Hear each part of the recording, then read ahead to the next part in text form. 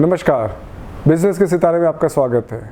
आज जो हमारे मेहमान हैं बिज़नेस के सितारे में, वो Navi Mumbai real estate industry के एक दिग्गज हैं जो शुरुआत से इसे एसोसिएटेड रहे हैं, यहाँ पे एसोसिएशंस से एसोसिएटेड रहे और कई मुद्दे ये हमेशा से उठाते रहे हैं इस इंडस्ट्री के लिए, लोगों के लिए। हम वेलकम करना चाहेंगे अरविंद गोयल साहब। सर बहुत बहुत नमस्कार, स्वागत है आपका अरविंद गोयल जी। आपका भी स्वागत और आपके चैनल का भी स्वागत, आपके सब्सक्राइबर का भी स्वागत। Thank you sir. Arvind victory realty के chairman managing director Goyal sahab, शुरुआत से ही जैसे मैंने कहा कि आप पुराने जो सीनियर्स हैं, fathers of this industry Navi Mumbai में रहे हैं, थोड़ा कुछ अपनी जर्नी के लिए बताइए, कैसे शुरुआत की आपने? जर्नी तो काफ़ी लंबी है, मतलब 2-4 फिल्में बन जाएंगी लेकिन फिर भी I started real estate career in 1985 and the first project was the largest at that time, Guru Sharanam at Panvel, where we constructed swimming pool first time in New Bombay. Okay. When the selling price of Panvel was around 500 to 600 rupees per square feet. अच्छा. So that was the things. It took. I did my college from Mathura. I belong to Mathura. जी. I did my college from Mathura only. I did my graduation, post graduation, and I went through the law LLB also. Okay. So.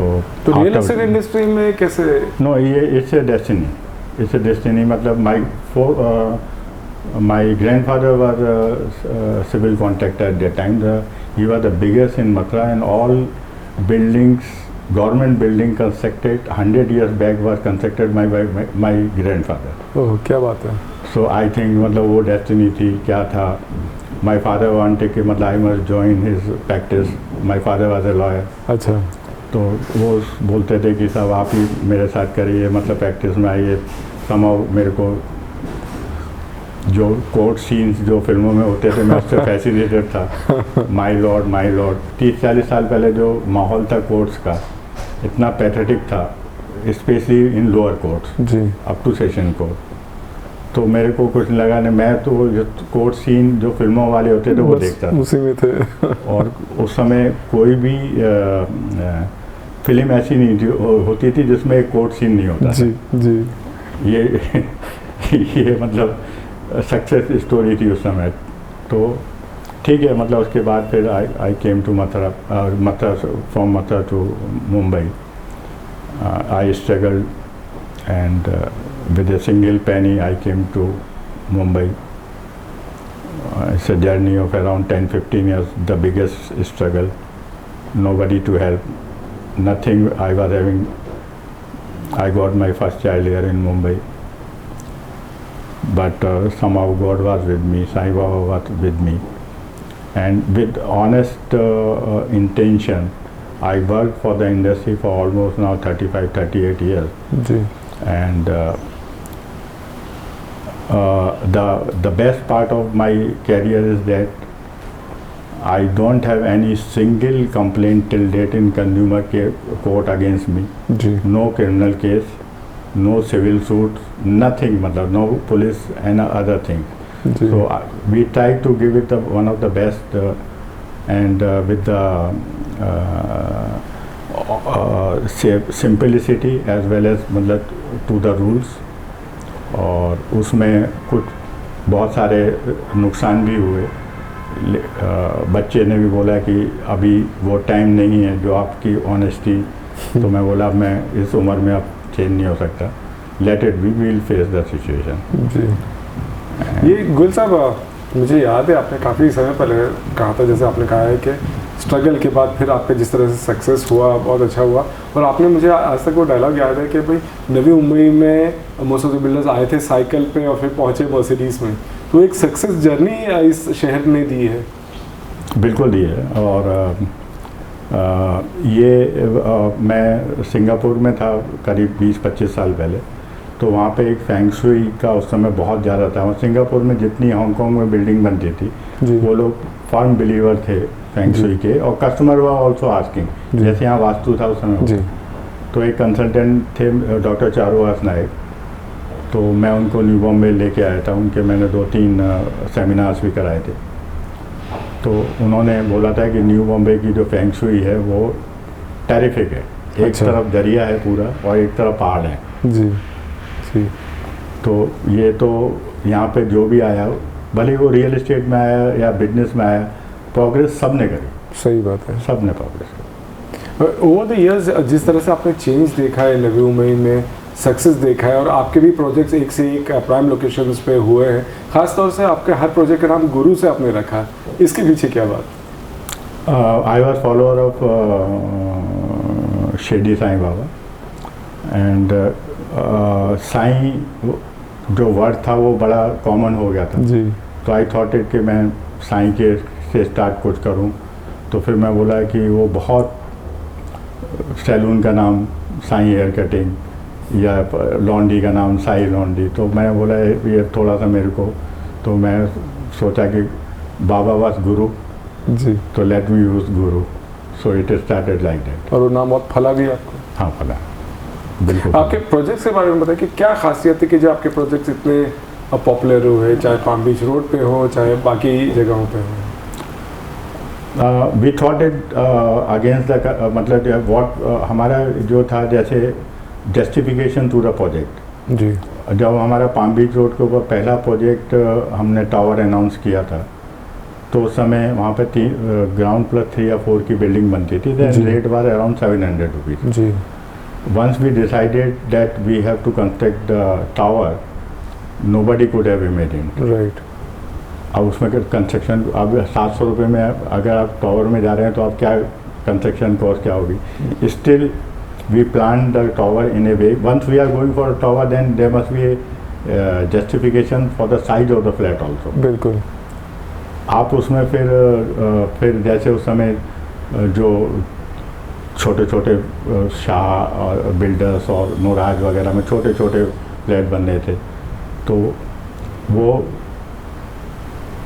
Concept ना करके हम लोगों ने larger flat बनाए। That was again A risk, right. Apart from the increase the construction cost, size was also तो premium flats पे आप premium कर flat. लेते हैं। So now today also at Palm Beach Road we have got the largest, 20 years back what we constructed, we have got the larger area in the flat जी compared to other buildings in Palm Beach Road. Right. But now I mean people are constructing more larger flat, 3,000 square feet, 4,000 square feet carpet. But at that time by 2015-14 there was a trend of making the smaller houses only. Right. Goyal साहब, apart from आपका जो business आपने तरक्की की, आपके journey का एक बहुत बड़ा फीचर रहा है कि आपने इस इंडस्ट्री को मोल्ड करने की कोशिश की, एक साथ लाने की कोशिश की, चाहे वो BNM हो चाहे MCHI हो, इसके बारे में कुछ बताएं। Mr. Om Prakash Kukreja and Mr. Atul Agarwal, they were the, I mean, stalwart at that time. Harban Singh and all that, Chedas. जी So at that time they were the association, Navi Mumbai Builders and Developer Welfare Association. जी It was started by Mr. Atul Agarwal, and there I started participating, but there was not very much, I mean, encouragement. What we thought to make a larger association while merging one of the smaller association in Panvel. Okay. So we merged it, and I was the founder of, with me Rajesh Prajapati, we formed BNM. जी And BNM we run for 5-6 years from my office only. Okay. There was no place for office and all. It grew. Then we again thought it there must be a larger platform. Then we got it associated with the KEDAI, MCHI, जी where I was the president also. जी So continuous follow up with the authorities and all that for the welfare of our fellow developers and all. I worked very hard. बिल्कुल। और उस time पे तो क्योंकि growing city थी और issues भी नए थे और बहुत ज़्यादा थे, ये किस तरह से डील करते थे? देखिए अभी बिल्डर तो डेवलपर जो भी होता है वो बहुत स्मार्ट होता है। मैक्सिमम ऑफ द पोजीशंस हैं वो अपने आप टैकल कर लेता है, लेकिन सम ऑफ द इश्यूज जो होते हैं वो जॉइंटली अगर टैकल किए जाए एज ए सोसाइटी जी तो उसमें वो ईजियर रहता है और वो लेसर एक्सपेंसिव भी होता है। Right right true. गोयल साहब, आप इश्यूज हमेशा उठाते रहे हैं, आपने ये मार्केट देखा है बहुत अच्छे से, गवर्नमेंट की पॉलिसीज़ देखी हैं, सिडको एनएमएमसी से आप किए हैं। आज जिस तरह से नवी मुंबई मार्केट बहुत पॉजिटिव कहा जाता है, बहुत अच्छा है, ग्रोइंग मार्केट है, रेट्स आसमान छू रहे हैं, ऐसे में आपको क्या इश्यूज लग रही है? या पहले हम ये बात करें कि आपको क्या पॉजिटिविटीज़ दिख रही है मार्केट में? पॉजिटिविटी इन द मार्केट तो बहुत हैं। उसका रीज़न क्या है कि जो नवी मुंबई का जो मेन ऑब्जेक्टिव था वो मुंबई को डीकंजेस्ट करना था। उसके लिए एक एफर्ट किया गया गवर्नमेंट का, और 1979-1980 के आसपास सिडको का फॉर्मेशन हुआ और सिटी बनना शुरू हुआ। Initially they was, I mean, people were coming to new Bombay just because of the lesser price and lesser ticket size. Bombay में बेचते थे 1 बेडरूम या 4 बेडरूम मिल जाता था, इट स्टार्टेड लाइक दैट। फिर उसके बाद मार्केट बहुत बड़े शिफ्ट हुए और बिजनेसमैन एंटर हुए, आईटी हुआ, रिलायंस यहाँ पे आया, आईटी बहुत बड़े लेवल के ऊपर आया। Now airport is coming,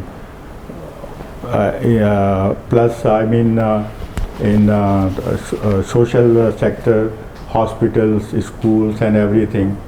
So I mean, one need not to go for even to another node for a hospital, for education or whatever it may be. So that thing attractive, and right now the infrastructure is one of the best in Navi Mumbai. Future I can't say. फिलहाल जो आपको दिख रहा है कि जिस तरह से फ्लैट्स की, जैसे हमने बात की, प्रीमियम फ्लैट्स भी बहुत हो जा रहे हैं, लेकिन अफोर्डेबल हाउसिंग पे भी ध्यान दिया जा रहा है PMAY के थ्रू, इसको आप किस तरह से देख रहे हैं? Although SIDCO is a competitor to the our lobby, but still we have got, as a developer we cannot take all the things come to my basket only. Let it be with the consumer also. He is being benefited by the very reasonable price and all that. And now SIDCO is doing constructing the buildings by L&T and other, so the construction quality is better than the previous one, what they constructed. So this is a major thing for the buyer. आपने अभी भी कहा कि अभी तक तो बहुत अच्छा पॉजिटिव है, लेकिन मैं आगे का नहीं कह सकता हूँ, क्या इशारा कर रहे हैं? अभी सबसे बड़ा जो इशू है वो UDPCR अभी पूरे महाराष्ट्र में, तो उसमें जो FSI इंक्रीज हुई है, I am not against with that कि वो नहीं होना, इंक्रीज FSI नहीं होनी चाहिए। वर्टिकल कंस्ट्रक्शन अगर हो रहा है तो उसमें कोई बुराई नहीं है। हमारे CM साहब भी अभी कुछ 2-3 दिन पहले थे, उन्होंने भी बोला मैंने आपको बहुत FSI दी है लेकिन मैंने सिटीज़ को ग्रो होते देखा है और सिटीज़ का रिक्वायरमेंट थोड़ा मेरे को मालूम है। आज न्यू बॉम्बे का हर नोड 2 लाख पॉपुलेशन के लिए प्लान किया गया था और ऑलरेडी वो ओवर बर्डन है। 2 की जगह 4 लाख मतलब लोग यहाँ पर रह रहे हैं। अब उसके बाद इंक्रीज FSI में 6, 5, 7 जो भी है, हाई डेंसिटी में 9, so at least मतलब जो है 5-6 time population will increase in every node. They will require water, they will require sewerage, other things and other things, the surface transport and तो आने वाले 5 या 7 साल में या 10 साल में ये चीज़ें एक बहुत बड़ा एक विकराल रूप ले सकती हैं अगर अभी से उसको प्लान नहीं किया गया। आज आपके पास जो रेवेन्यू जो आपकी उससे आ रहा है प्रीमियम से, अभी से ही आपको प्लान करना पड़ेगा कि हमको पानी कहाँ से लाना है। हमारे जो पालक मंत्री रहे उस समय गणेश नायक जी, उन्होंने 20 साल पहले प्लान किया। पहला म्यूनिसिपैलिटी ऐसी थी जिसका खुद का डैम बना लेकिन after this 5-6% increase, 5-6 time increase of the population, this dam will be of no use. We have to construct another dam. आपको और ब्रिजेस, फ्लाईओवर्स इनसाइड आपको कंस्ट्रक्ट करने पड़ेंगे, आपको इलेक्ट्रिसिटी के प्रोविजंस करने पड़ेंगे, आपको ड्रेनेज एंड सीवरेज के प्रोविजन करने पड़ेंगे। तो मेरा खाली यही कहना है कि अब ये जब 5 साल 10 साल के बाद आपको मालूम पड़े कि हमको ये करना है, उसकी वजह आज ही आपको जो पैसा कलेक्ट कर रहे हैं वो इमीडिएटली इंफ्रा के ऊपर आप इन्वेस्टमेंट करना शुरू करें, authority, whether it is CIDCO और एनएमसी और पीएमसी और वॉट एवर। राइट, ये बहुत अच्छा पॉइंट आपने कहा है कि आप प्रीमियम तो ले रहे हैं तो उस पैसे को इमीडिएटली उसी में इन्वेस्ट हो, ये नहीं कि कहीं और पे यूज हो। That is what you are trying to say. Yes yes. और ये जो रीडेवलपमेंट तो एक इशू है, ओवरऑल जो पॉलिसीज है रियल एस्टेट इंडस्ट्री को लेकर, उनमें आपको कुछ कमियां लग रही हैं? नहीं, बहुत सारे इश्यूज हैं जो कि टाइम टू टाइम मतलब हम लोग रेस करते रहे, लेकिन कुछ एनकरेजिंग रिजल्ट नहीं मिले। हमारे पास CRZ के अभी इश्यूज हैं, हमारे पास एविएशन का एक बहुत बड़ा इशू है जी, और एविएशन का इशू अभी for each and individual plot we have to go to airport authority which is expensive as well as time consuming also जी। तो अब उसमें सबसे बड़ा प्रॉब्लम ये है कि अगर सिडको ही अगर ये परमिशन हाइट की देती थी, अच्छा इनका पहले उनका Doppler systems and other systems वो अपडेट नहीं थे, अडानी साहब ने वो शिफ्ट किया जी।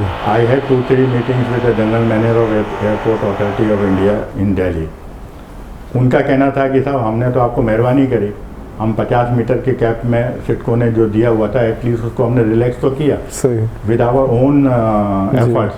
जी। हमको सिडको से वही नहीं मिलता है, कोऑपरेशन नहीं मिलता है, हमारे पास इंफॉर्मेशन नहीं आती है, तो how can we help you. Right. तो उसकी वजह से एयरपोर्ट अथॉरिटी का जो इशू है वो सिडको को इन हाउस ही टैकल करना चाहिए, बिल्कुल, क्योंकि आप अभी उन्होंने कलर कोडिंग किया है but that is not very precise. अच्छा, द प्रॉब्लम इज दैट कि both the airport buffer areas are there because Bombay airport and New Bombay there is a buffer stage also. True. So that is also creating, it is true that 50-meter cap is no more, but still it's not very particular plot specific or area specific. Okay. Somewhere we are getting a height of 145 160 meter also. But that is not for, they may be knowing what technicalities they require, but what I mean to say is that the Airport Authority India, I cannot prove it, but I can sincerely say what they said कि CIDCO is not cooperating with us to give us the details so that हमने आपका match कम किया, match ख़त्म किया 50 metre से, हम यहाँ तक तो आ गए। अब स्पेसिफिक है तो आप हमारे पास आइए, तो हम आपके पास क्यों आए? True. आप यहीं पे सॉल्व करिए ना सिडको में। बिल्कुल। अभी कल परसों हमारा MD साहब से मीटिंग था, उनको भी हमने बोला कि साहब ये एविएशन को आप मतलब इनहाउस करिए, मतलब जो है। क्या रिस्पॉन्स आया? हाँ, वो ही was very responsive in that way. मैं ही सेड कि मतलब we will call a meeting next week and we'll discuss all this matter what you have raised. Mr. Prakash Bhavishkar was also there with me. So there were issues of CRZ also. There were issues of aviation. There were issues of mangroves. There were issues of मुआवजा जो कि long pending है, अभी तक नहीं हुआ है। There are issues जहाँ पे सिडको ने लैंड एक्वायरी नहीं करी है, वो अलॉट कर दिए। Okay. It looks very funny, but still there are issues in Pushpak Nagar where it was agreed that they will get a 2.5 FSI, but right now they are giving 2 only. 0.5 is still hanging in the air. Now the more bigger issues, there is 2 authorities, both are government agencies. They are fighting and claiming Sidco is tendering the plot reserved by NMC in their draft plan, which is not finalized still. So, they must talk together, they must sit together. Why they are tending? And if they are tending, give them the plot. So, there must not be any fight in that. ये जो dual authority की आप बात कर रहे हैं, इसमें developers के लिए भी बहुत तकलीफ हो जाती है कि परमिशन यहाँ से भी लेना है, यहाँ से भी लेना है, इनसे ले लिए तो ये नाराज, इनसे ले लिए तो ये लेकर बहुत इश्यूज हो रहे हैं कि सिडको की जो पॉलिसीज है क्या सिडको की ज़रूरत है और कौन से सेक्टर्स में ज़रूरत है, इसमें भी एक डिबेट शुरू हो गया। बिल्कुल, अभी सिडको का role as a land owner वो बहुत इम्पोर्टेंट हो जाता है, और कम से कम PMC, NMC and CIDCO and MSRDC, some part of in MMR area, or the collector. So I mean, and it's very ridiculous. There are 7 authorities they are working in MMR. जी Navi Mumbai to Panvel. NMC is there, SIDCO is there, PMC is there, MSRDC is there, collector approvals are there, NANA is there, MIDC is there. MIDC is there. So I mean, बस गोल गोल घूमते रहिए। सिडको को जो बात चल रही है कि अभी भी जो है ट्रांसफर के चार्जेस हों, ये सब लेकर भी सिडको कभी भी इन्वॉल्वमेंट है? बिल्कुल, आज the then CM mister Devendra Fadnavis announce के they want be we are going to get it free all the new Bombay. It is in public domain now 2 years back, but still I mean as a developer we don't find any problem, but as a customer we are responsible for our clients also. True. If they sell it with the exorbitant transfer charges plus the havoc of the system, they say you come online for the transfer, and online matlab jo hai, they are not being, I mean their records are not being put in online system. So they are just dragging the matter for 2 years, 2 months, 3 months and 4 months for a smaller thing. I am ready to pay my a buyer, a seller of Navi Mumbai property. If he is going there, I am ready to pay, take the money and transfer it. True. तो फिर भी नहीं हो रहा? नहीं हो रहा है। उसके ये सारे जो हमारे जो रियल एस्टेट का जो क्लाइंट्स हैं, वो रियल एस्टेट जो न्यू बॉम्बे में इन्वेस्ट कर चुके हैं, रह रहे हैं या रह रहे हैं, उनको भी बहुत सारी प्रॉब्लम्स हैं जी। आज मतलब ऐसा नहीं कि हमारी लॉबी फेस कर रही है, बहुत सारी लॉबीज और फेस कर रही है।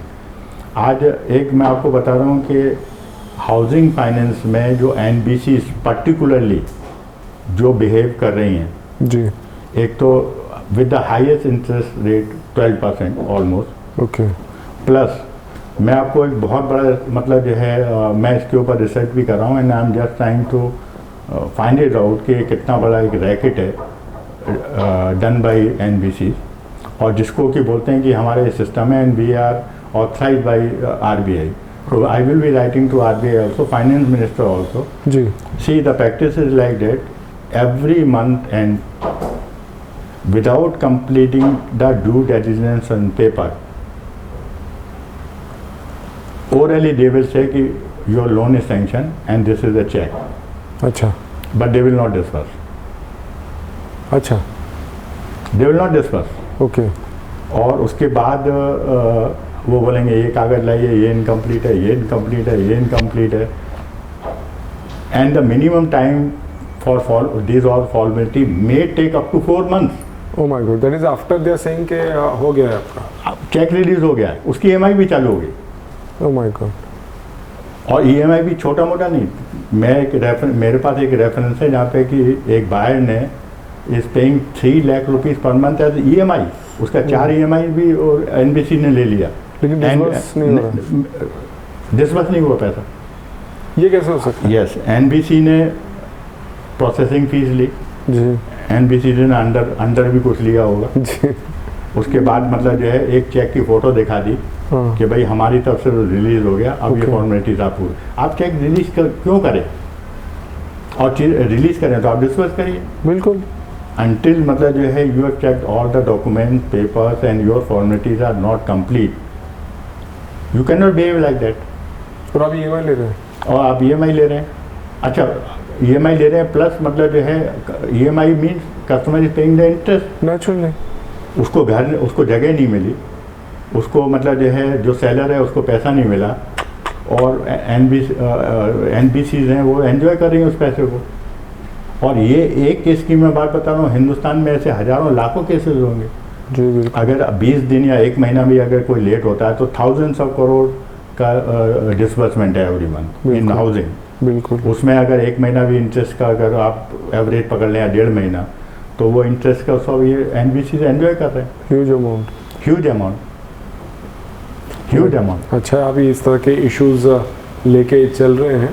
नहीं, ये इश्यूज हमको मतलब वैसे नहीं मालूम पड़ते थे, क्योंकि जैसे हमारे क्लाइंट बोलता था कि साहब ये हमारा सैंक्शन लेटर है, ये डिसबर्समेंट का चेक है, आप डॉक्यूमेंट रजिस्टर कर दीजिए। जी। तो हम भी सोचते थे यार 10-15 दिन में पेमेंट आ जाएगा, तो मतलब कर देते थे 20 दिन में आ जाएगा, अभी कोई ये पेमेंट जाएगा नहीं। लेकिन अब मैं रियलाइज़ कर रहा हूँ कि अगर 10-10, 20-20 दिन या 2 महीना या 4 महीना अगर डिसबर्समेंट को होल्ड किया जा रहा है तो ये कितना बड़ा एक रैकेट होगा। बिल्कुल बिल्कुल, कितना बड़ा रैकेट होगा। Sir, interest, home loan interest rates को लेकर आपका क्या ख्याल है? ये अभी इंटरनेशनल फिनोमेना है। Even in UK and USA interest rate has gone, we have got increase of 1 or 2%, there it is 4 to 5%. जी। In US earlier it was 3%, now it is around 6 to 6.5 to 7%. जी। But in US and UK, there is a difference in our, particular area. I will talk MMR. I can talk to all India real estate, but right now MMR. US and UK में आपका जो interest rate का जो increase हुआ उसके हिसाब से property की प्राइजेज भी सॉफ्ट हुई हैं। जी। तो वहाँ पे लोग ये कैलकुलेट कर रहे हैं कि अगर मैं इंटरेस्ट में एक एक्स अमाउंट लूज़ कर रहा हूँ तो वाई अमाउंट मैं गेन कर रहा हूँ in reduce price, property price. so that match my thing, and they are still in buying spree. जी। Buying is not stopped because of the increase Interest rate. rate. But here rate is increased, prices are rising. So this is the situation. But I think मतलब ये है after this everywhere the inflation, our economy is behaving very strong, and 5, 3, 4 trillion whatever it may be, Modi ji is doing very well. और जो उनका corruption का भी vision है तो शायद कम से कम उसके ऊपर भी थोड़ा बहुत कोशिशें और भी होनी चाहिए, क्योंकि करप्शन तो इस समय सब जगह है जी। हमारी इंडस्ट्री में, अप्रूवल्स में, इसमें उसमें सब जगह करप्शन है। तो अभी हाउ टू हैंडल दैट, वही बिल्डर की खासियत है, डेवलपर की खासियत है, या एक कॉमन मैन की खासियत है। ट्रू। आप कोई भी चीज़ सरकार से कुछ भी लेने जाएं वहाँ, लेकिन ये कोशिशें मतलब जो है गवर्नमेंट भी बहुत सीरियस है इस मामले में, लेकिन इसके पीछे जो थॉट प्रोसेस है वो ये है कि जो पॉलिटिक्स में, जो लीडरशिप में जो पैसा इन्वॉल्व हो गया जी, इलेक्शन के लिए 50-50 करोड़, 25-25 करोड़, उसके बाद जो ट्रांसफ़र पोस्टिंग है उसमें पैसा इन्वॉल्व हो गया, तो it has become A industry. True. इसमें मेरे को एक टाइम याद आता है जब इंदिरा गांधी ने इमरजेंसी लगाया था, किसी छोटे से छोटे बंदे की हिम्मत नहीं थी कि आपसे वो बोले कि चाय पानी क्या, वो बोले बोले साहब पानी भी नहीं पीना आप जी। तो this was the situation I have seen in Indira Gandhi time. I was studying college and I know at that time मतलब what was happening, and somehow मतलब जो है यूपी में भी योगी जी का भी कुछ इस तरह का बिहेव चल रहा है, क्योंकि corruption has become a part of our life, social life, and there is a parallel economy of black money also. बहुत मोदी जी ने कंट्रोल किया, बहुत कुछ किया, आगे भी बहुत करने की ज़रूरत है, इतना बड़ा लार्ज स्केल पे है, लार्ज स्केल के ऊपर। वेल साहब, अब आगे अगर हम देखें नवी मुंबई के और डेवलपमेंट के बाद, जैसे आपने कहा कि जो एग्जिस्टिंग एरियाज है तो सैचुरेट हो चुके हैं, रीडेवलपमेंट हो रहा है, बट देन इंफ्रास्ट्रक्चर की बहुत ज़रूरत है। आगे जो डेवलपमेंट की बात चल रही थी नैना को भी लेकर, वो भी कुछ खास आगे नहीं बढ़ पा रही है। It's very unfortunate. नैना को बहुत होप्स थे, नैना को बहुत होप थे, और नैना में अभी करीब 10 साल होने को आ रहे हैं जी, और the only thing is that of the money for the infrastructure, घोड़ा पहले आएगा कि कार पहले आएगी, वही सब चल रहा है।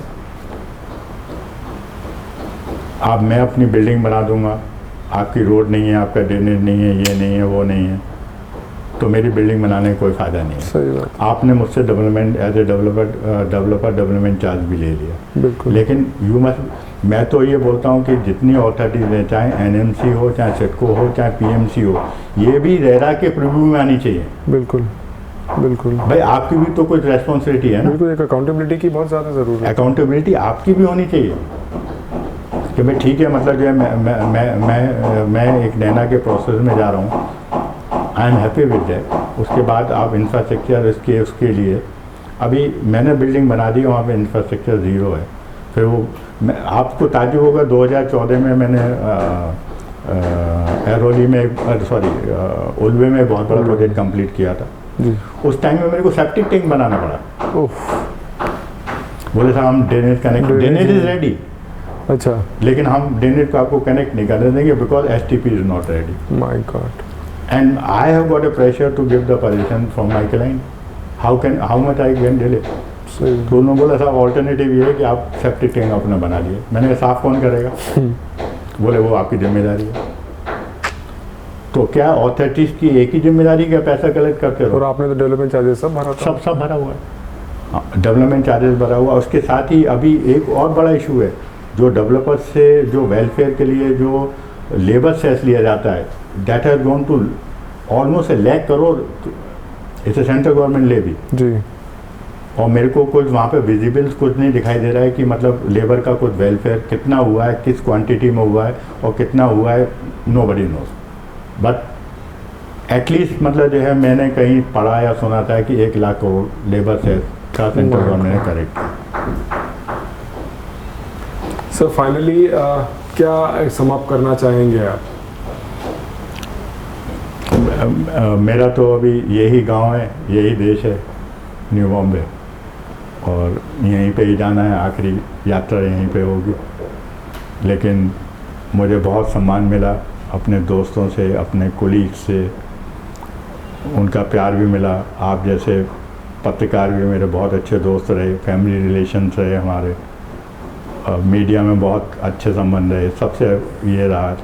लेकिन कभी भी हम लोगों ने, मैंने पर्टिकुलरली कोई दोस्ती ऐसी नहीं करी जहाँ मैं किसी फ़ायदे के लिए कभी कुछ सोचा। सही। तो उसका ही एक वो था कि जो कॉन्फिडेंस लेवल है लोगों को मुझसे बात करने का, वो रहा। और न्यू बॉम्बे का फ्यूचर बहुत ब्राइट है, अभी भी बहुत ब्राइट है, क्योंकि अब पहले न्यू बॉम्बे एक ज़रूरत थी because of the lower price. अब ज़रूरत नहीं, अब 30 करोड़ का फ्लैट मिलता है न्यू बॉम्बे पाम बीच में, 30 करोड़ जी। मैं कॉर्पोरेट में काफ़ी मूव करता हूँ, वो हंसते हैं मेरे ऊपर बोले वर्ली से ज़्यादा रेट आपका पाम बीच रोड पर है। सही बात। ठीक है। आज हमारे मतलब ये है, जो लोकल लोगों ने यहाँ पे जो वेंचर्स किए, जो एंटरप्राइज बनाए, डेवलपर थे, ये थे, IT में थे, उन पैसा कमाया उन्होंने, अपनी मेहनत से कमाया। बिजनेसमैन हमेशा मेहनत से ही कमाता था। चोरी चकारी करने वाला आदमी वो बिजनेसमैन होता नहीं है, जिसकी इंटेंशन ही खराब है। हाँ, सर्कमस्टेंसेस ऐसे हो सकते हैं कि वो बेईमान साबित कर दिया जाए, सही। बट कोई भी businessman up to the last stage वो ये कभी भी नहीं सोचेगा कि मैं बेईमानी से पैसा कमाऊँ। और वैसे भी गवर्नमेंट अभी बहुत मतलब कंसोलिडेट कर रही है अपने इंफॉर्मेशंस को जी। अब धीरे धीरे सब बंद हो जाएगा। GST की चोरी है वो सब मतलब जो है, और आज फ्लडेड है, GST भी 1.5 लाख करोड़ से ज़्यादा महीने का कलेक्शन हो गया। तो ये सब चीज़ें और फ्यूचर में इम्पेक्ट करेंगी। बस हम तो ये चाहते हैं कि पॉलिटिकल सिचुएशन स्टेबल रहे, महाराष्ट्र में भी, इसमें भी, सेंटर में भी। उसमें कुछ ज़्यादा फेरबदल नहीं होना चाहिए, नहीं तो एक आजकल वेंडेटा पॉलिटिक्स भी हो रही है जी। एक गवर्नमेंट आती है, दूसरे की खाई खोदती है, फिर तूने ये किया, तूने ये किया। मैं तो टीवी में शो देखना भी बंद कर दिया। लड़ाई झगड़ा और मारा मारी, मतलब ऐसा लग रहा है कि WWF आजकल टीवी में हो रहा है, पॉलिटिकल। सही बात है। तो ये सब चीज़ें, but overall new Bombay future is very bright, very bright. On that positive Goyal साहब, बहुत बहुत शुक्रिया आपके हमेशा की तरह जो गाइडेंस रहे हैं, और आपकी जो फिक्र भी है जो आपने एक्सप्रेस की है, जिस तरह से आपने हमेशा करते आए, आपकी गाइडेंस बनी रहे। And all the best to you and your ventures. Thank you. तो ये थे अरविंद गोयल साहब, बहुत ही बारीकी से जो जानते हैं इस रियल एस्टेट मार्केट को, और बेबाक उन्होंने जो यहाँ की पॉजिटिविटीज़ है और जो इश्यूज़ है उनके बारे में बात की। इस हफ्ते इतना ही, अगले हफ्ते एक नए मेहमान के साथ। नमस्कार।